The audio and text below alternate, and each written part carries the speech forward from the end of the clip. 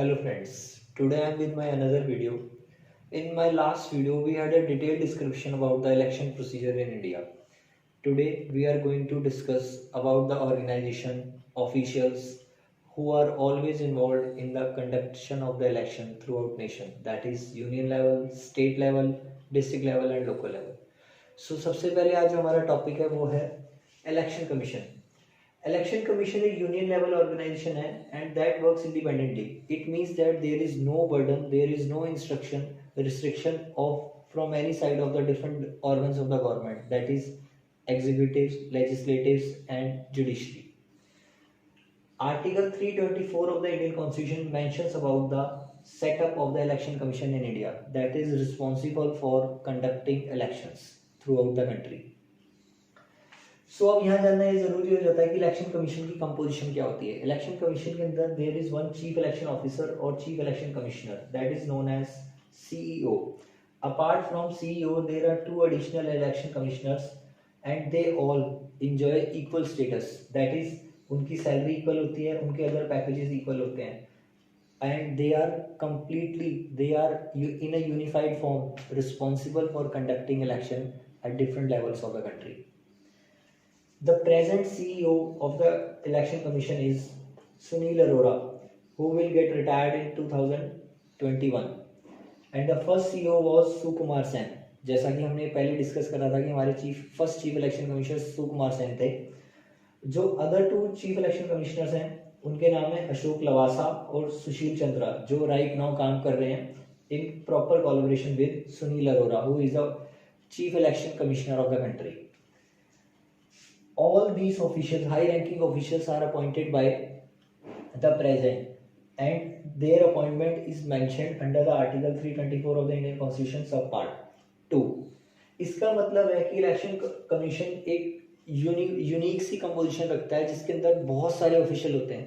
And apart from these officials, high ranking officials, there are DEO, that is district election commission officer, returning officer और presiding officers, and a big list of other staffs who are completely responsible for conducting election freely and fairly throughout the country at different level.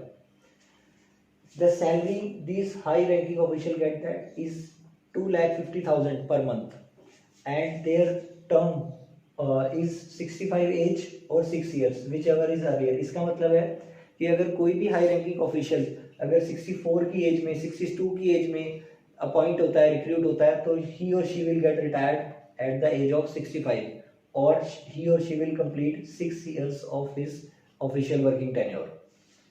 अब जानना ये जरूरी हो जाता है कि what are the different functions that election commission performs to conduct election throughout the country. इसमें कोई दो राय नहीं है कि इलेक्शन कमीशन एक बहुत इंपॉर्टेंट ऑर्गेनाइजेशन है नेशनल लेवल पर, जो रिस्पॉन्सिबल होती है freely and Fairlie election conduct करवाने के लिए through out the country.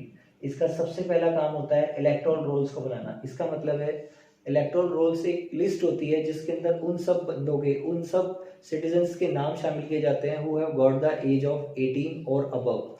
Electoral roll show करता है कि कितने परसेंट देश के अंदर वोटर्स हैं, कितना रेशियो वोटर्स का है और एक्चुअली में कितनी वोटिंग हो पाती है.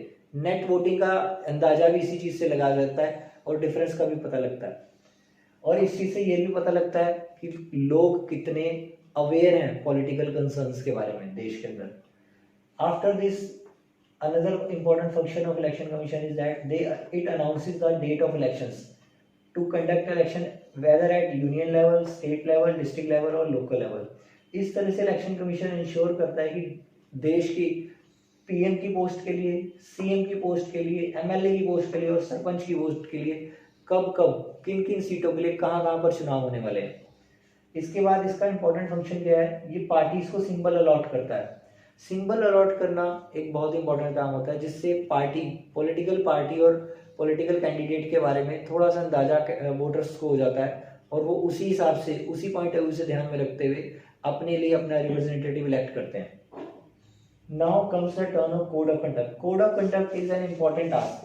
कोड ऑफ कंडक्ट इंश्योर करता है कि देश के अंदर जितनी भी पॉलिटिकल पार्टीज हैं, जितने भी कैंडिडेट हैं जो इलेक्शन कंटेस्ट करने वाले हैं, वो इनको फॉलो करेंगे. इलेक्शन कमीशन इस कोड ऑफ कंडक्ट को स्ट्रिक्टली फॉलो करने के लिए अपने पॉलिटिकल पार्टीज को, कैंडिडेट्स को इंश्योर करता है ताकि देश के अंदर इलेक्शन फ्रीली और फेयरली हो सके। और एक इम्पॉर्टेंट काम जो इलेक्शन कमीशन हमेशा से करता है, फर्स्ट ऑफ ऑल वो पॉलिटिकल पार्टीज का रजिस्ट्रेशन भी करता है, क्योंकि पॉलिटिकल पार्टीज का रजिस्ट्रेशन करना बहुत ज़रूरी होता है। Otherwise as it is a universal known fact that India is a multi party system, जहाँ के अंदर, जिस देश के अंदर बहुत सारी पॉलिटिकल पार्टीज हैं, these parties are based on religion, caste, linguistic basis. तो ये चीज़ बहुत ज़रूरी हो जाती है कि डिफरेंट पार्टीज का रजिस्ट्रेशन ज़रूरी हो जाए इलेक्शन कमीशन के पास। इसके बाद एक पॉइंट है free and fair elections. Election commission का सबसे मोस्ट प्रोमिनेंट टास्क क्या होता है, through out country freely and Fairlie election conduct कराना, क्योंकि यही स्टेप इंश्योर करता है कि डिजर्विंग कैंडिडेट ही पॉलिटिकल फील्ड में एंट्री ले सके और अनडिजर्विंग कैंडिडेट को कोई सीट ना मिल सके, और करप्टिव एक्टिविटीज़ के ऊपर रोक लगाई जा सके। क्योंकि अगर करप्टिव एक्टिविटीज़ के बेस पर ही कोई पॉलिटिकल कैंडिडेट इलेक्शन जीतने में सक्सेसफुल हो जाता है, तो it is not going to be a successful step for the stable democracy in the country. Nullify elections due to the wrong practices. अगर इलेक्शन कमीशन के किसी भी ऑफिसर को ये लगता है कि उस पर्टिकुलर कॉन्स्टिट्यूएंसी के अंदर election wrong practices, that is rigging,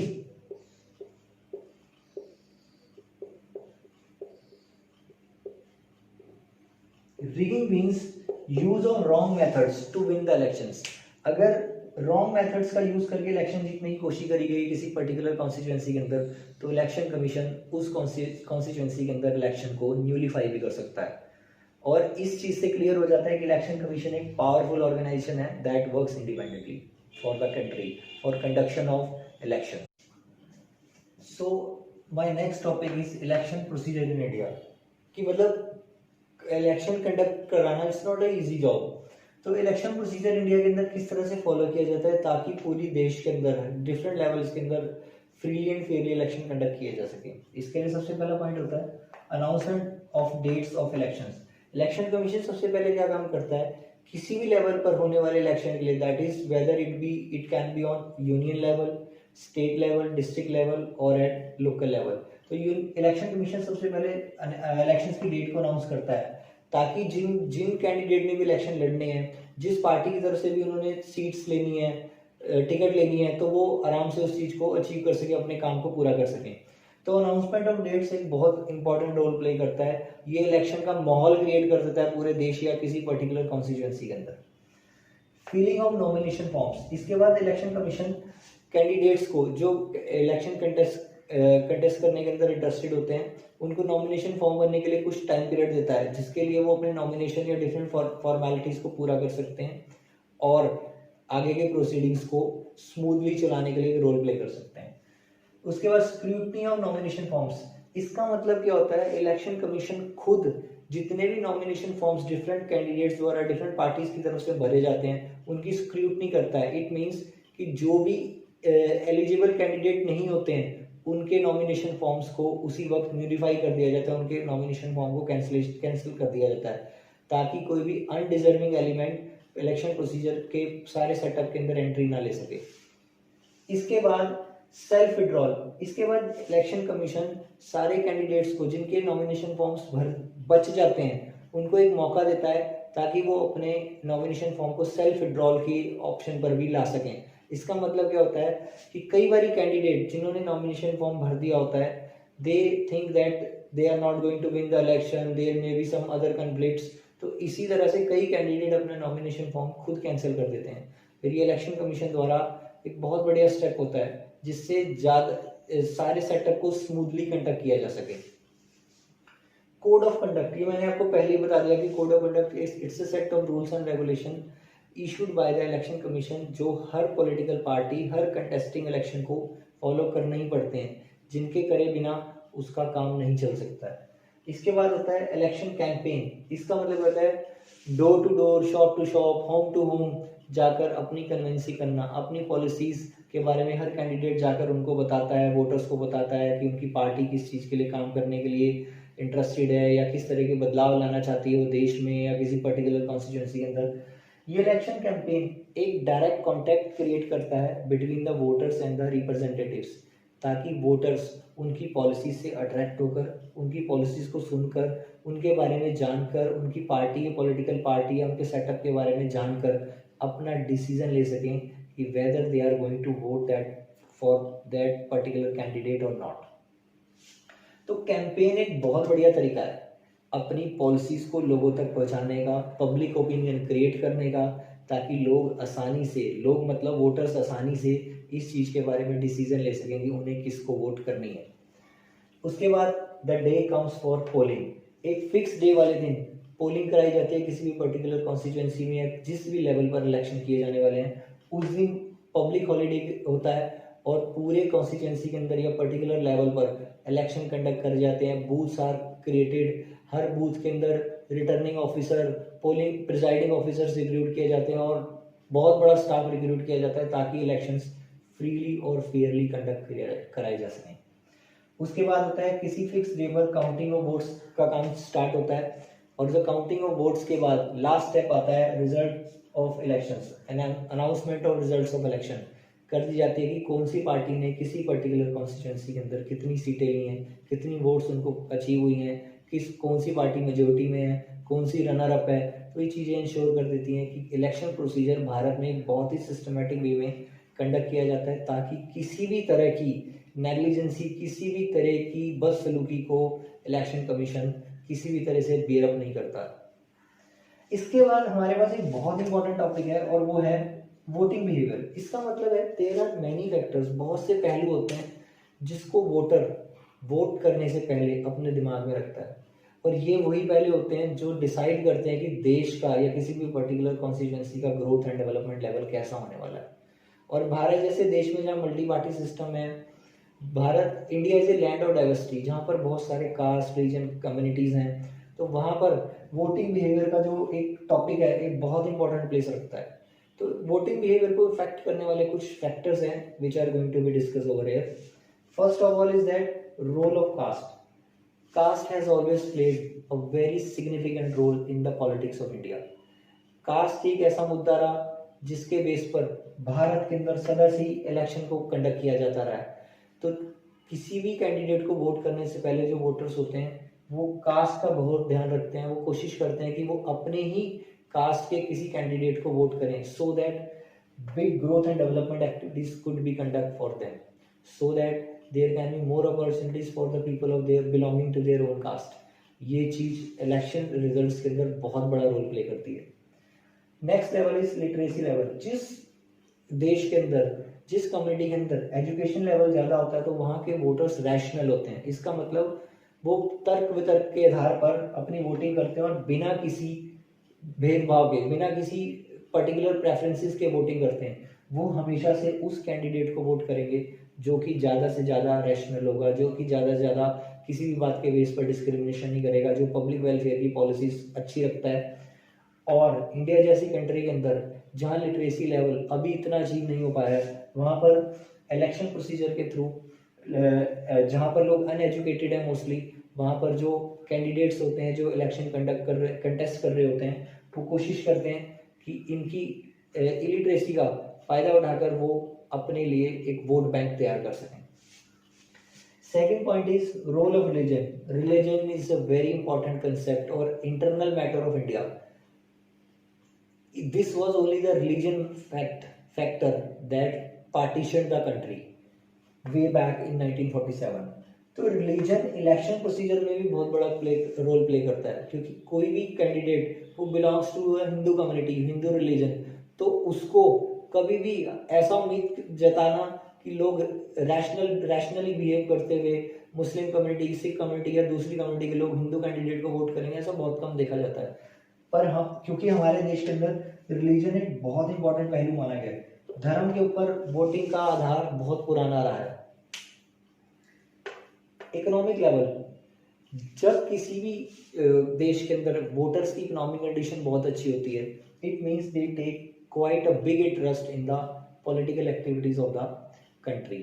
अगर जिस देश के अंदर इकोनॉमिक एक्टिविटी अच्छी नहीं होती है, इकोनॉमिक लेवल होता है जो वोटर्स का बहुत अच्छा नहीं होता है, they get ready to even sell their own votes only for the sake of some money। तो ये इकोनॉमिक लेवल डिसाइड करता है कि किसी भी देश के अंदर लोगों की पब्लिक या पॉलिटिकल पार्टिसिपेशन कितनी होने वाली है। तो ये चीज़ बहुत इंपॉर्टेंट होती है। और जिस देश के अंदर, इंग्लैंड, अमेरिका जैसे देशों के अंदर जहाँ इकोनॉमिक सिनेरियो बहुत ऊपर है, लाइफस्टाइल बहुत बढ़िया है, वहाँ के लोग पॉलिटिकल चीज़ों एक्टिविटीज़ के अंदर पार्टिसिपेट करते हैं और बहुत बड़े पैमाने पर वोटिंग रेशो बढ़ता है। यही वजह है कि भारत जैसे देशों में आज भी आज़ादी के इतने सालों के बाद भी अभी भी वोटिंग रेशोज 80s में बहुत कम देखा जाता है। पॉलिटिकल अवेयरनेस, जिस देश के लोग पॉलिटिकली अवेयर होते हैं, they take big interest in the political activities, they take interest in getting awareness about the background of the political party, background of the candidate who is going to contest the election. ये चीज़ें ensure कर देती हैं कि उस देश के लोग पॉलिटिकली अवेयर हैं और उनको चीट करना किसी भी बेस पर, डिस्क्रिमिनेट करना किसी भी बेस पर, वेदर जेंडर, कास्ट, कम्युनिटी, आसान नहीं होता। और जो कंटेस्टिंग इलेक्शन होते हैं, they even get more aware और वो पब्लिक फॉर्मेशन को, पब्लिक वेलफेयर को ज़्यादा प्रमोशन दे पाते हैं।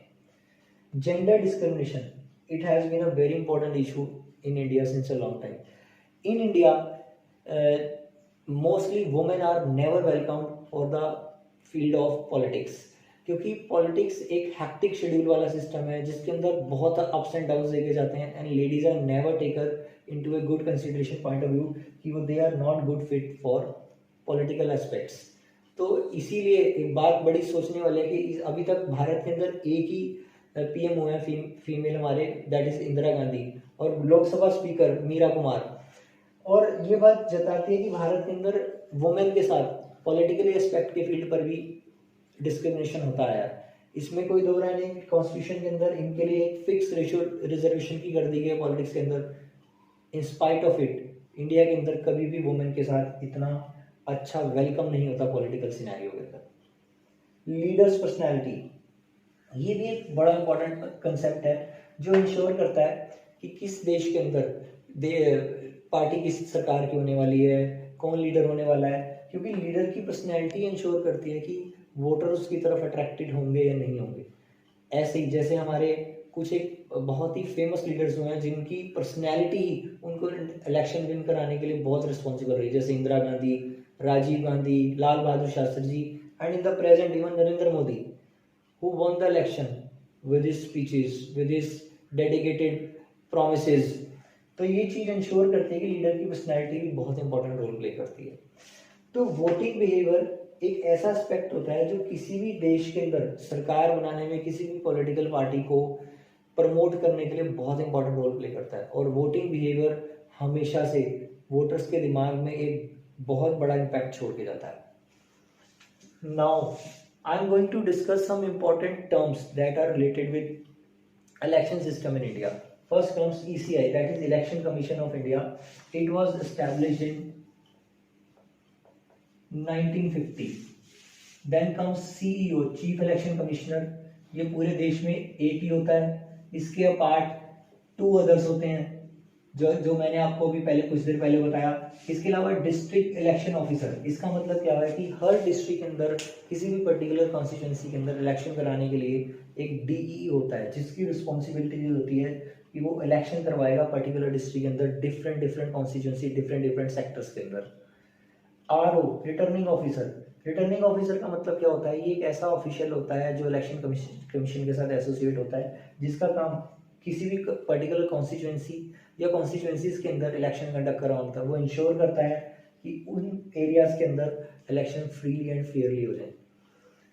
और प्रिजाइडिंग ऑफिसर्स की भी जो अपॉइंटमेंट होती है, रिक्रूटमेंट होती है, वो रिटर्निंग ऑफिसर ही करता है। प्रिजाइडिंग ऑफिसर्स ये किसी भी पर्टिकुलर बूथ पर इंश्योर करते हैं कि इलेक्शन फ्रीली एंड फेयरली हो, रॉन्ग प्रैक्टिसेस ना हो, पीसफुली इलेक्शन कंडक्ट किए जाएं। तो प्रिजाइडिंग ऑफिसर एक बहुत इंपॉर्टेंट रोल प्ले करता है किसी भी बूथ पर, इलेक्शन बूथ पर, polling on the day of polling. NOTA, none of above. ये बात बड़ी हैरानगी वाली है कि हमारे देश में इलेक्शन 2004 से ईवीएम, लोकसभा चुनाव 2004 से ही ईवीएम पर्टिकुलरली पूरी फुल फ्लैज यूज होने लग गया। 2003 के अंदर state legislative assembly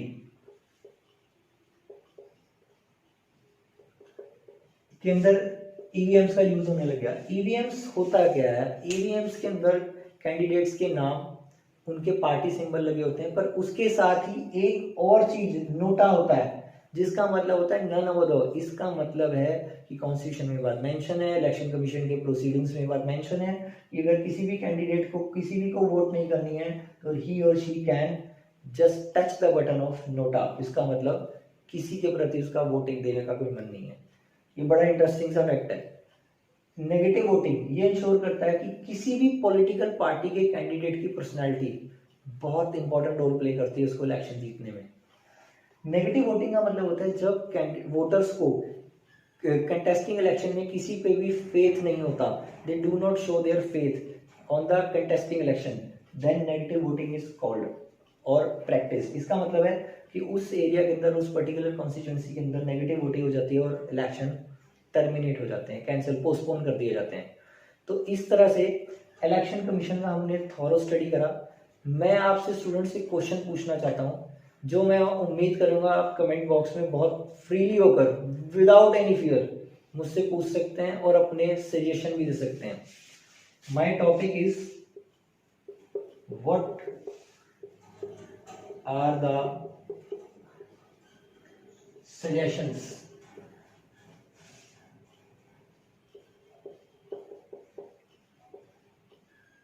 to bring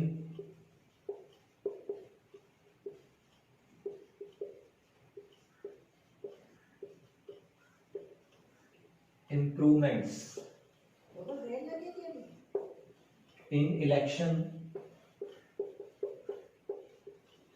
setup।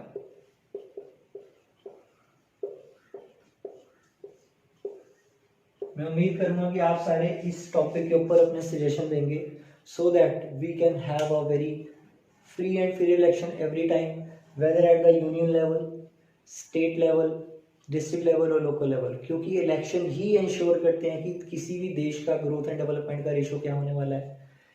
जितने भी वोटर्स हैं उनके लिए वेलफेयर एक्टिविटीज को प्रमोट किया जाना चाहिए। As you are the future of our country and I hope that you will definitely give some suggestions. I can explain everything but I want that you should mention it.